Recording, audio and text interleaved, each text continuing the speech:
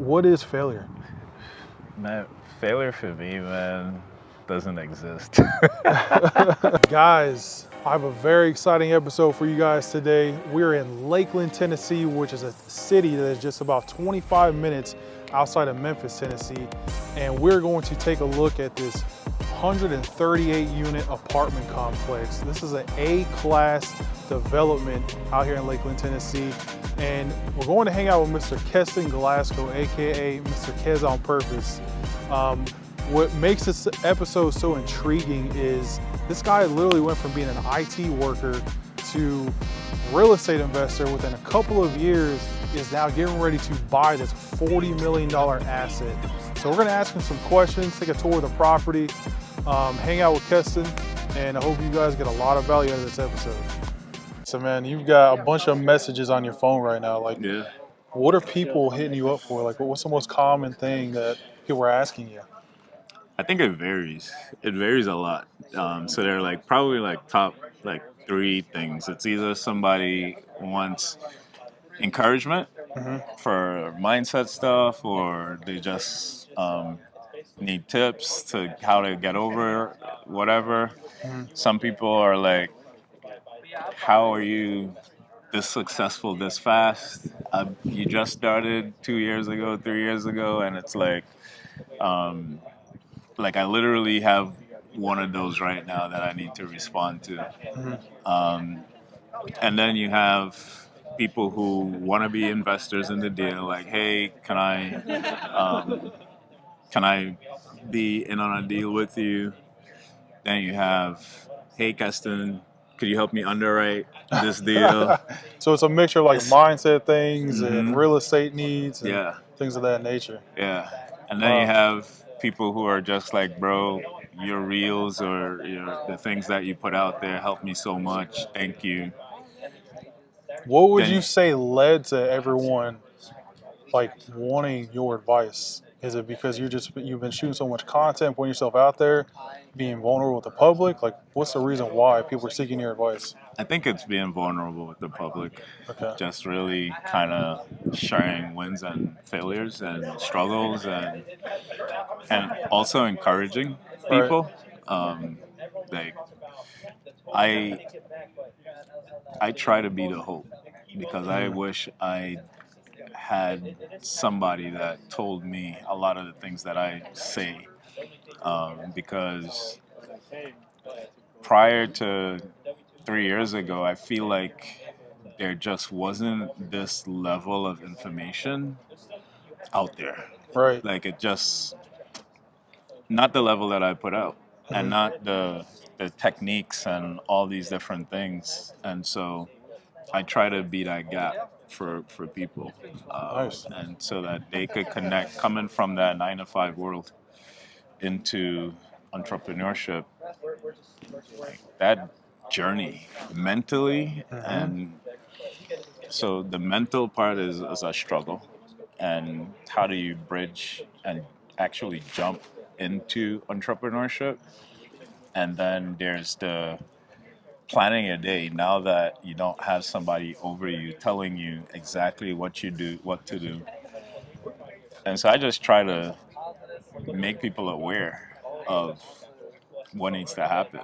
Right. What needs to happen, how to actually get it done, um, and just techniques mentally, like how to get yourself motivated every single day. Share, yeah, all those tips. But that's what people hit me up primarily the most for. And relationship stuff. Yeah. And Yeah. relationship. I wouldn't say advice, but they want to share things because they feel like they could trust me, and have me guide them in certain things. I guess everything that I put out, people contact me on. Yeah. Like, hey, I seen that you, um, I seen that you do this. And right now, I have a lot of people requesting to be a part of the program, my Mhm. coaching program. And I mean, it's been overwhelming, and I haven't even started marketing for next year yet. That's the best part. I haven't started marketing, and Yeah. and people are just like, how could I be a part of this? And I'm still doing my own calls and strategy calls and all of that. And so it's forcing me to build a team because it's like we're doing this, walking Right. properties, buying businesses, and that piece is my purpose, and I enjoy it practically the most. Right, I feel the most fulfilled doing that. So I need to build a team to be able to handle a lot of those incoming inquiries and what next steps looks like, and just being able to still perform on and helping others. So it could be overwhelming, man, but Yeah. getting the team, and I have my times when I sit down and I respond to people. When I showed you my phone just now, I don't know if you realize that there's new text, then there's some that was answered, and then there's new Yeah. text. That's because I have a time, and when that time is done, I'm done. And then I'm going to come back tomorrow. And so sometimes I get through a batch, but then there's still a whole ton. And then there's another batch that I got through, and I just try to get through to Well, text, man. and time is so important, right? Yeah. So I mean, you have to respond to them at your convenience on your time. You can't always be at their time. 100%. Why is that so important? Because I know a lot of people feel so obligated to respond to people, even when they're a coach. Mm-hmm. When someone sends a text, they immediately feel like, man, I got to hurry and respond to this guy. Yeah. But that's not the case. Like, So my clients, my clients have first dibs on me responding. mhm. We have something where I have a 911 where if a client texts me 911, that means they need me, and I'm going to respond at my earliest convenience. I see that, and I'm going to respond to it. Gotcha. But the reason why I may not respond to everyone else is because I have a schedule for my day where my day is broken out into goals that takes me closer to my vision, takes me closer to this bigger vision. When somebody reaches out to me, they are trying to get something for them, but it's going to pull me away from my vision and what I have for the day to accomplish. And so while it may be important to them, it's not what's going to push me towards my vision as to what I need to accomplish. And so that's the reason I get to them at my earliest convenience at the time I have allotted to respond to calls, but it's not going to pull me away from what's going to move the needle forward for today towards my bigger vision. And that's the breakdown. That's how I see it. And that's why I'm okay with not responding. I don't feel guilty at all because Right. my day is for me and for pushing me towards my goals. That's awesome, man. So clearly you're a mindset coach, right? You're real big on mindset. Would you say that mindset is the number one asset that we have as individuals? 1,000%. There's absolutely nothing else that, well, let me not say that, but it is the number one thing. Without it, It's you what know, led us here today. I mean, exactly, without exactly, mindset, right? It's 100%. And we're always growing because there's mindset. First you have belief, right? You have belief, and when you believe that something like this is possible, then you need the tools to actually be able to do it. Because your old mindset, your old habits, your old beliefs is going to try to pull you back into what's comfortable. We all want something that's comfortable. Nobody loves being in distress. When you start going for these types of goals, you're going to be in distress for a while, and that's the learning curve. And you're going to feel like you want to quit. You're going to feel like you want to give pushback and be like, no, I don't want to do this. Exactly. Yeah. And so what we do as a mindset coach is I try to give you the tools to be able to navigate those waters so that you could get to the other side.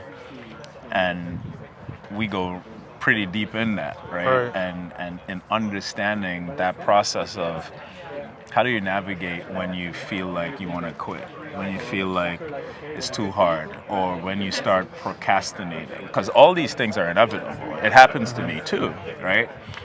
I just have a system around it as to when this happens, I do this. When that Right. happens, I do that, right? And so that level of awareness is the most important thing. Because Right. when you believe it, it's like, okay, I could go for that. You have that good idea. Now, and on your way to try to achieve that, you're just gonna want to go back to comfort.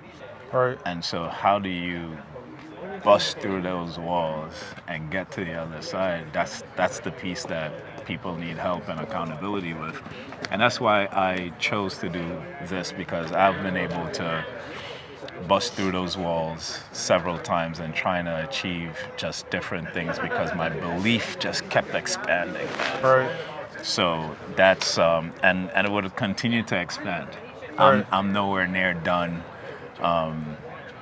in wanting to believe into doing more, Right. and helping more people and like just pushing through. So, but mindset is where it's at, and there's so many levels, bro. So I want to touch on that too, Yeah. because there is different levels, right? You've Yeah. got people that are coming out of W-2s, jumping into entrepreneurship. You got people like ourselves who are already entrepreneurs, but we still deal with those mental blocks and 100%. barriers, right? 100%. So when it comes to the mindset stuff, it's like before I jumped on with your program, right? I was like, my mindset's good because I'm already an entrepreneur. I'm not Yeah. scared. Like I know what I'm doing. Yeah.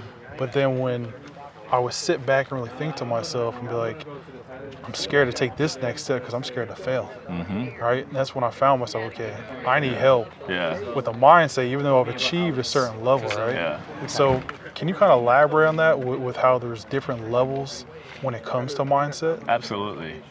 And what people believe and think about mindset, I think, is absolutely false, because they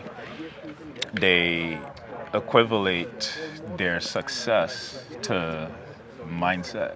And it's not true, because last night we interviewed this multi-millionaire guy who said that he was afraid to make a step into multifamily, but this dude is worth millions.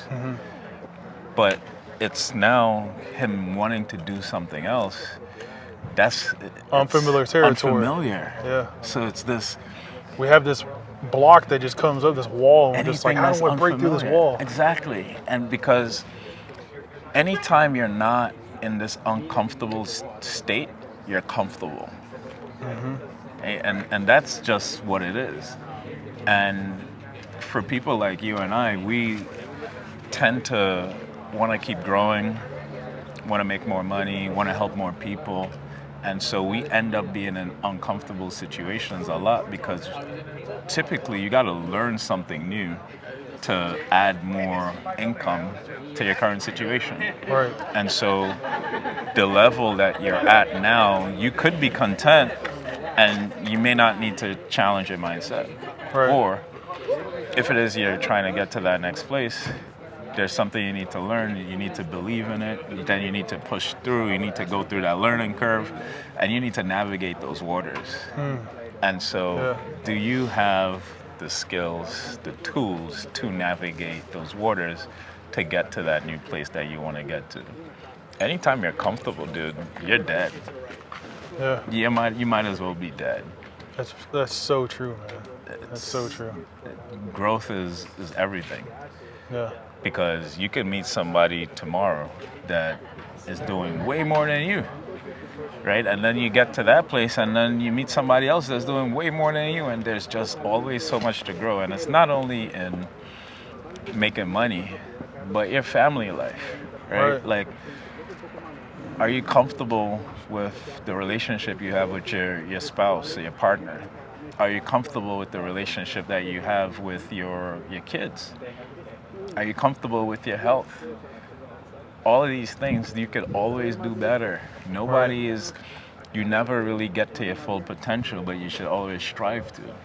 The people that are struggling with mindset, right? What are the typical habits that you see with people that struggle? And then on the other side, like, what are the typical habits that people have a strong mindset? Like, what are their normal habits? Yeah. So it's interesting. Athletes typically have strong mindsets. And that's because mentally, to be an athlete and to be great, you got to push yourself mentally to get things done. That's why one of the hacks that I have when I want to meet new people and entrepreneurs, and I go to the gym and I go early.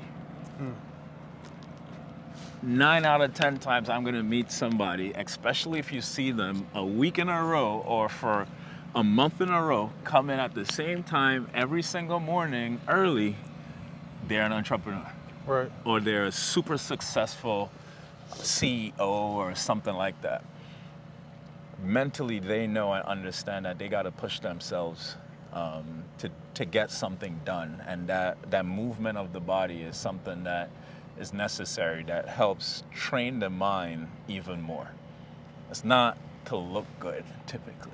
It's all mental when you're working out, right? Health and all of that, like having the energy is a part of accomplishment and achievement as well. See, the problem is a lot of people, like if you have a car, there's so many things that goes into a car working optimally.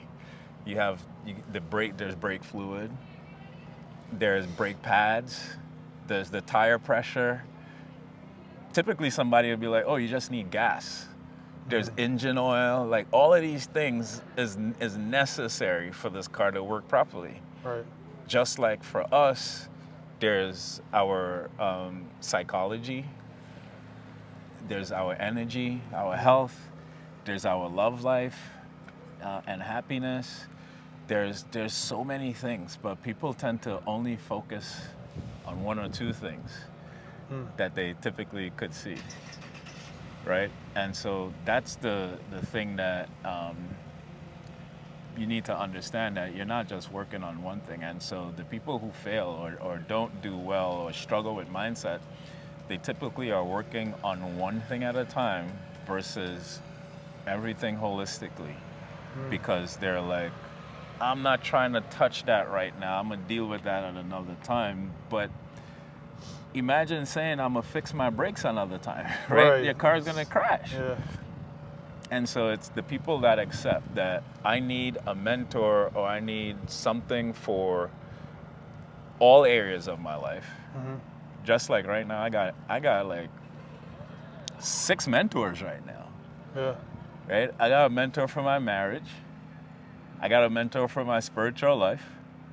I got a mentor for my multifamily. I got a mentor for my businesses.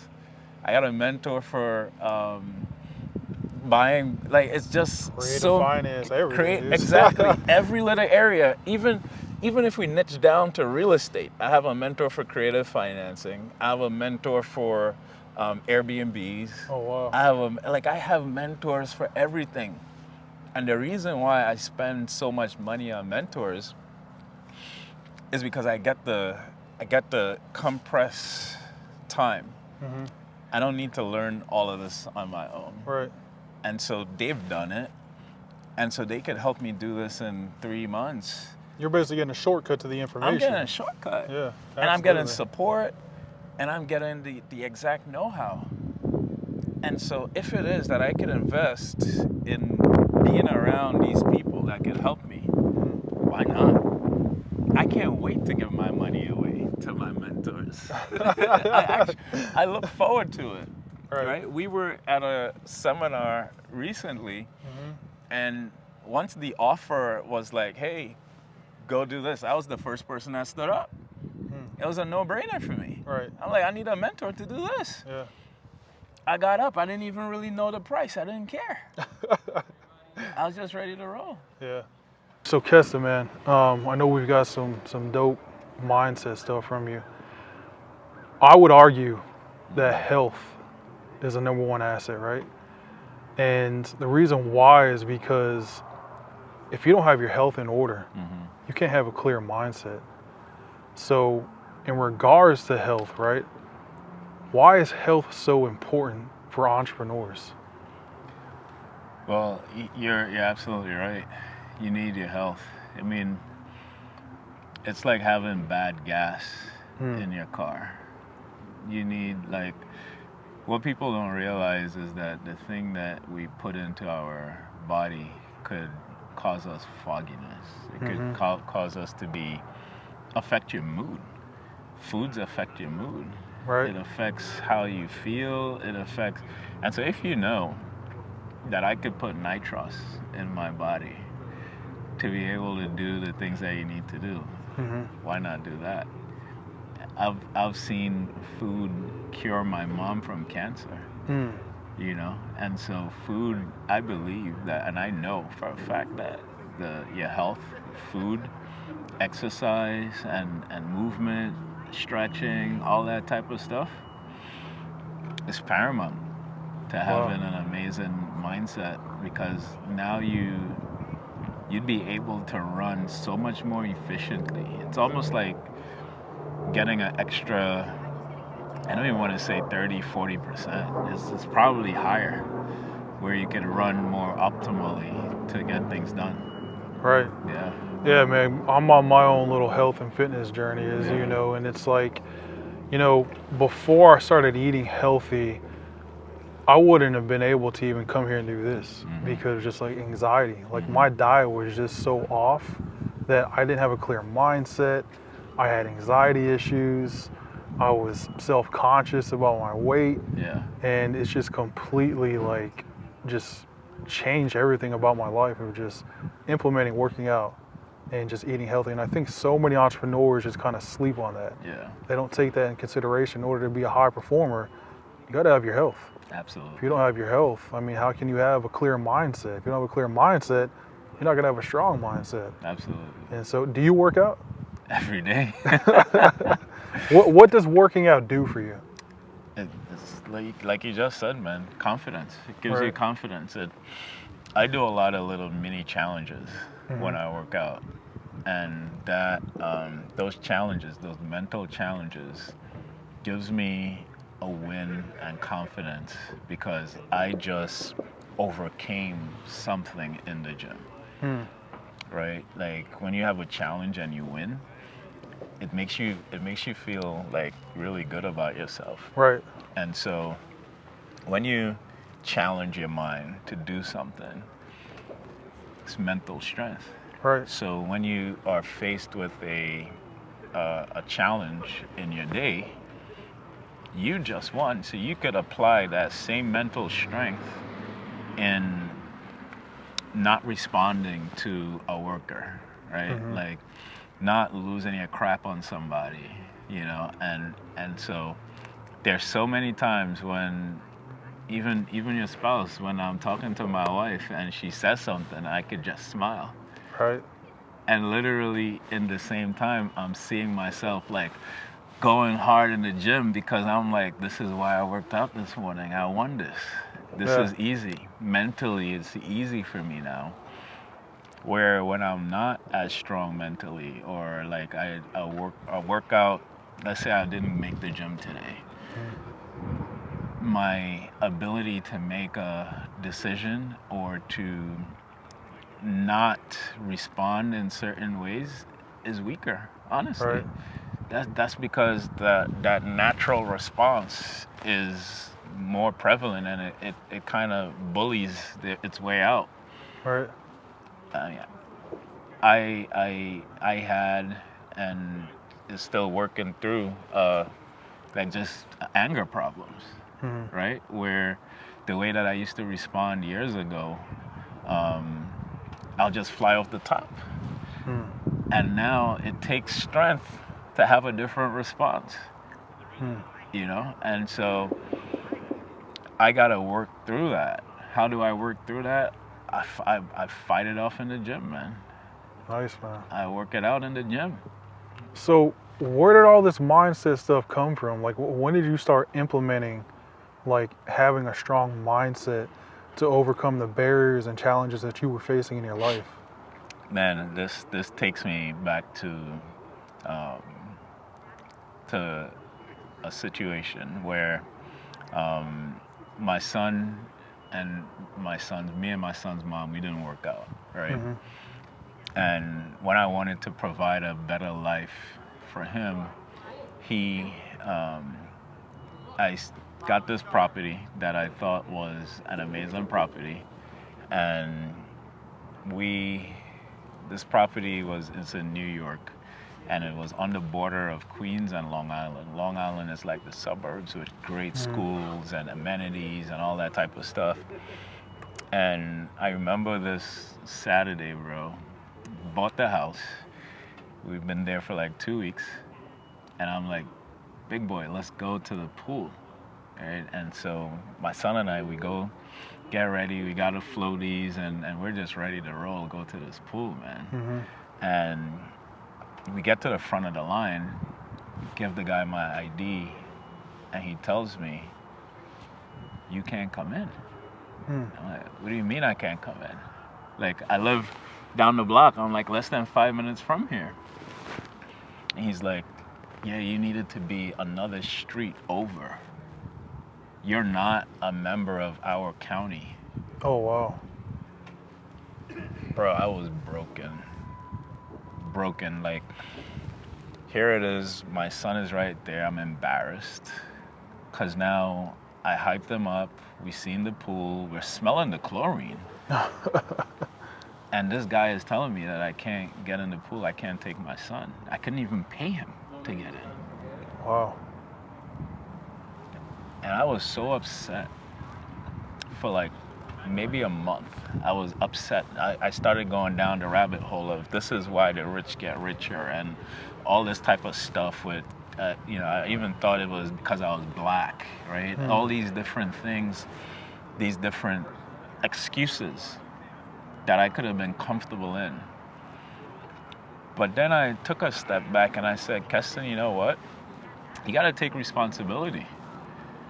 Number one, because you didn't hire an expert who knew if I hired a realtor, she would have been able to say, Keston, based on your goals, this property does not work for you.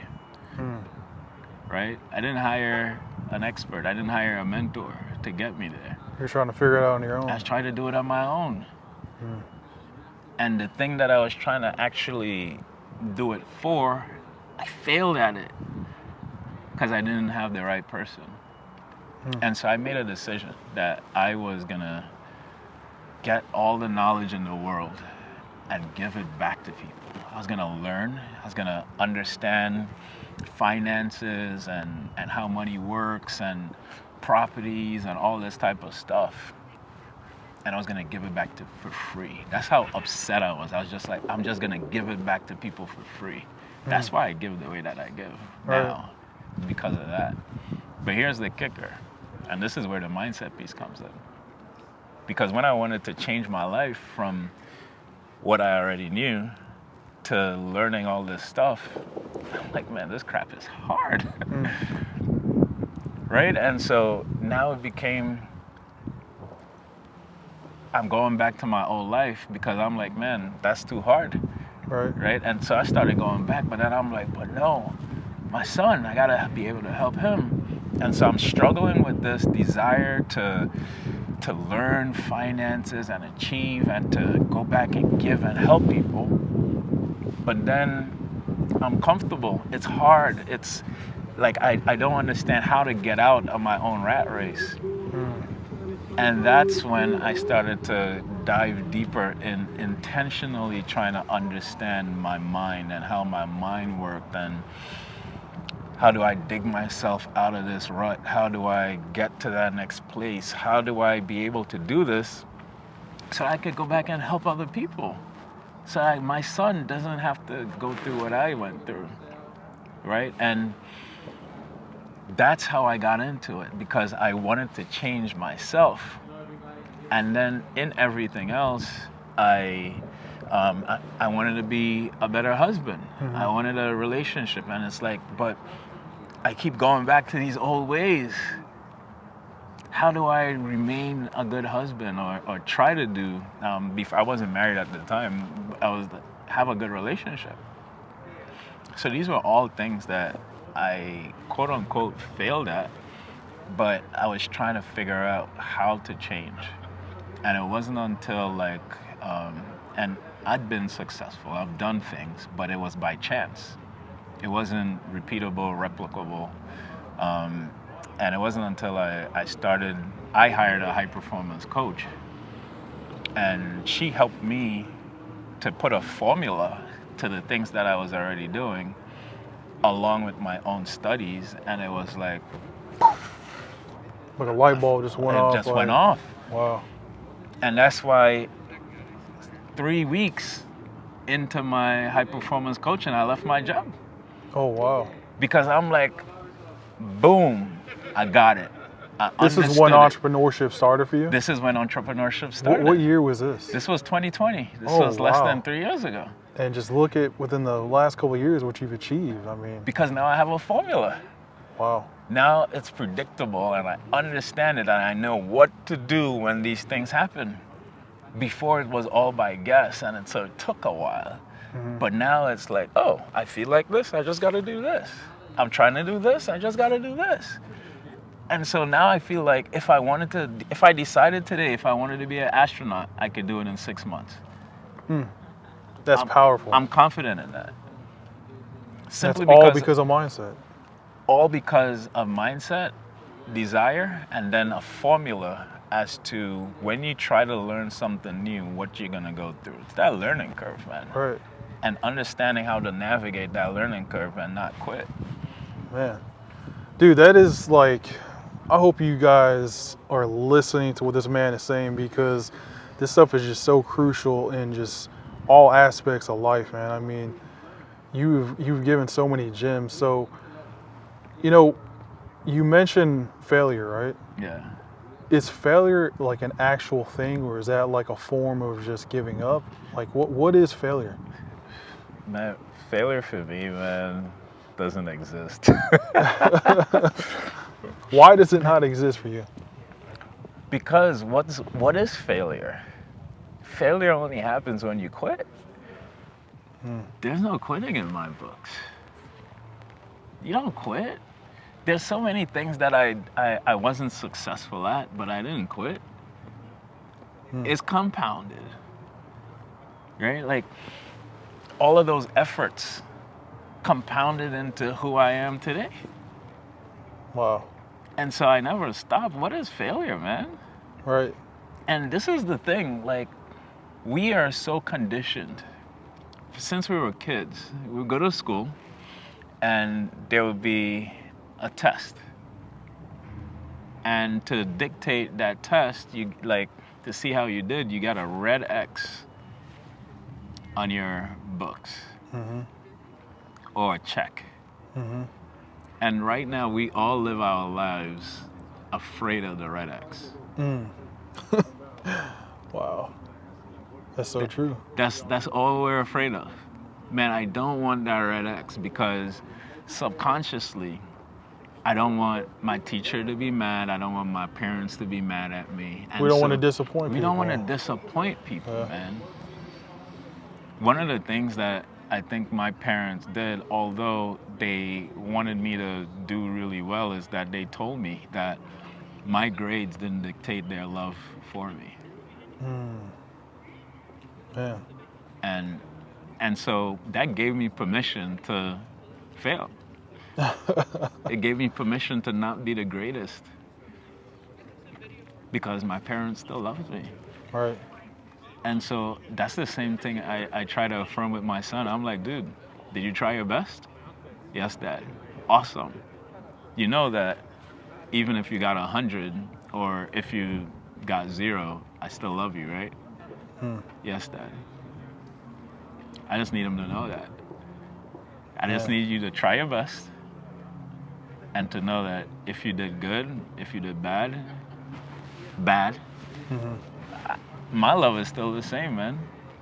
That's so important, man. It's so important. And when you have that level of confidence, you can go out and try something and there's no red X. It's just like, did you try your best? Yep. It didn't work? Nope. All right, try something else. Wow. Man, that is so crucial, dude.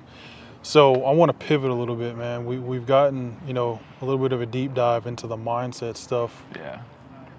Real estate, right? we're both real estate investors. That's how me and you both met. Yeah. We're part of Pace Mortgage Sub 2. Yeah. We're both getting into buying businesses. Yeah. Where the hell we at right now, man? We are in Lakeland, Tennessee, and we're at a 138 unit property that is absolutely gorgeous. It is it's a year built. Right now we're in 2022, and this property was built in 2021. And we have this property on the contract that we're gonna buy, and it's gorgeous. There's 8 commercial spaces, 7 of it is already leased. We're so close to a lot of big things happening in the area. Ford is spending $8 billion in this area, not too far away. We're super close to the FedEx corporate stuff here. It's just an amazingly hot area.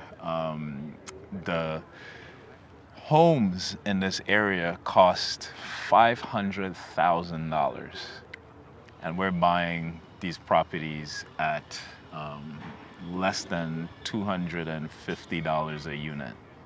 It's such a good, it's a steal.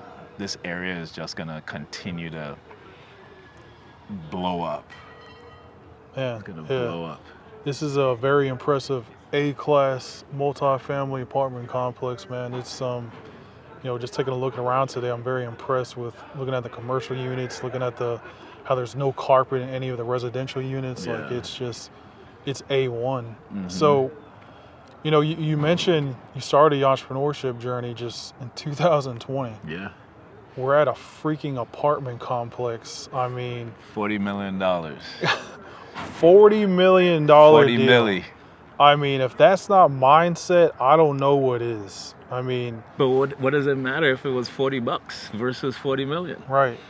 That's one of those mental barriers, right? It People is. look at the number, they're like, there's no way I can do that. I'm not ready. Exactly. You've been in this for just a couple of years, and you and your team are getting ready to buy this A-class apartment complex in Tennessee.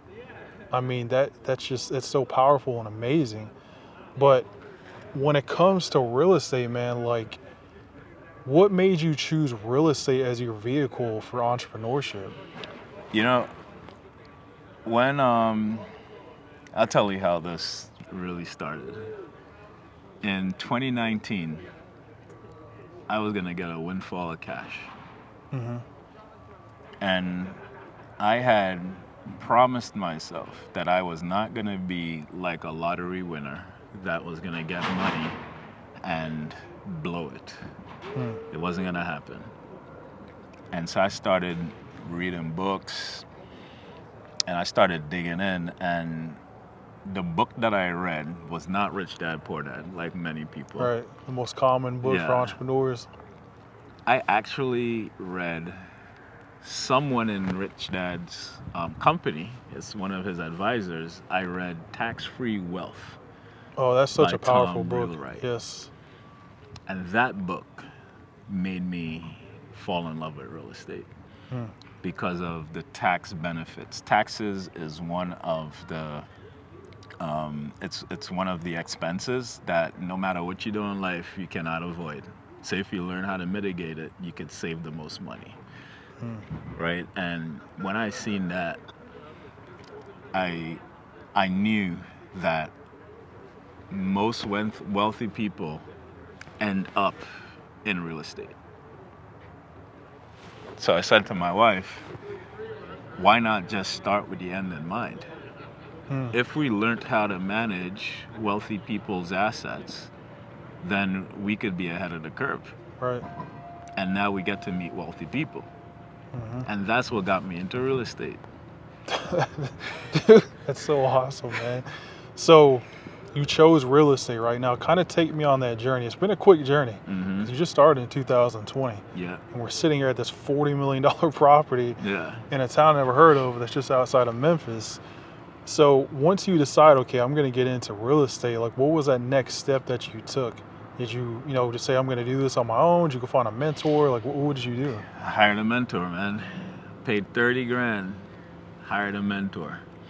And this was January 2020. And when I hired that mentor, less than 3 months after COVID happened, right? And when COVID happened, I had a choice because that company didn't, they were ghosts. Nobody knew if the world was going to end, man. Everything was just like ghost town. And I had a choice, and I felt like I was pranked or punked because just spent this 30 grand and now people are disappearing. And it's like you're faced with what do you do right now? What made your mentor disappear? Like, just like conned you guys, or? I didn't know.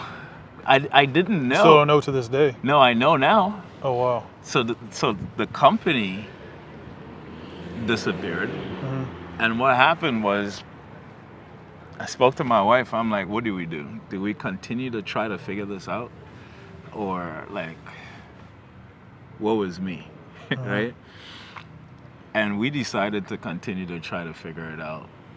And in doing that, one of the mentors in this bigger company, he decided, him and some other contractors that worked for the bigger company decided that they were going to try to help the people that they had signed up.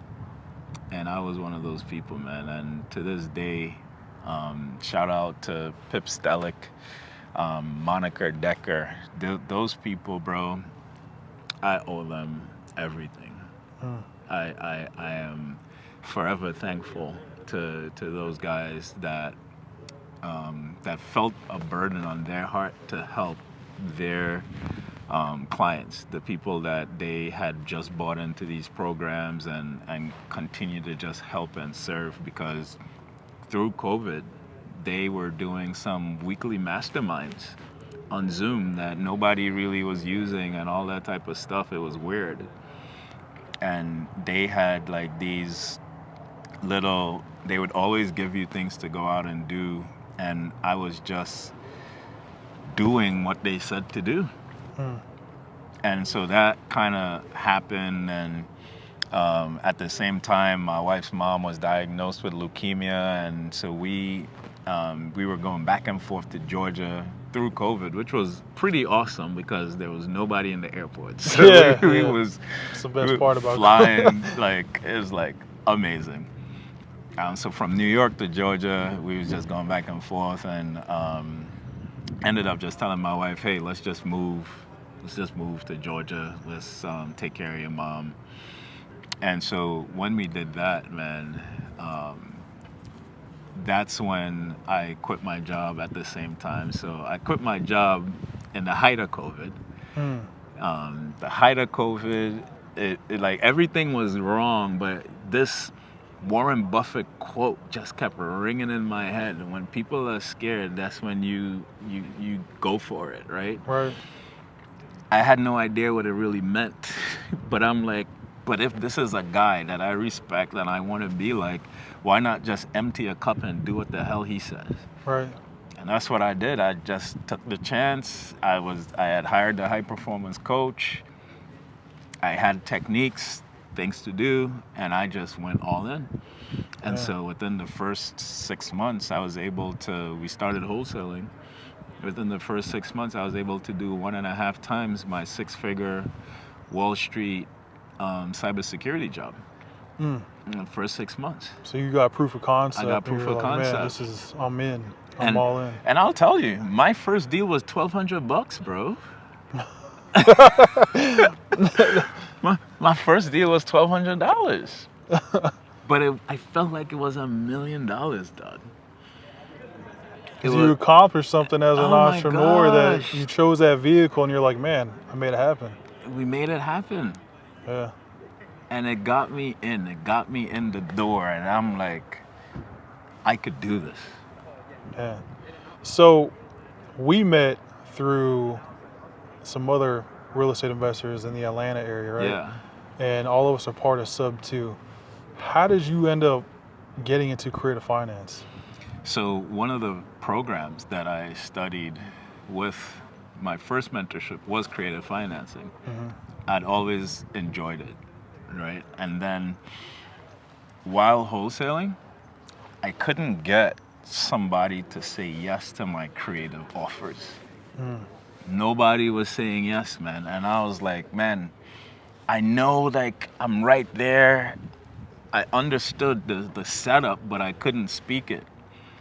And so when I joined Sub 2, I really joined for sales. I'm like, man, this guy knows how to talk to them. Right. And so I just need to learn how to talk to them because I already understood how to structure it.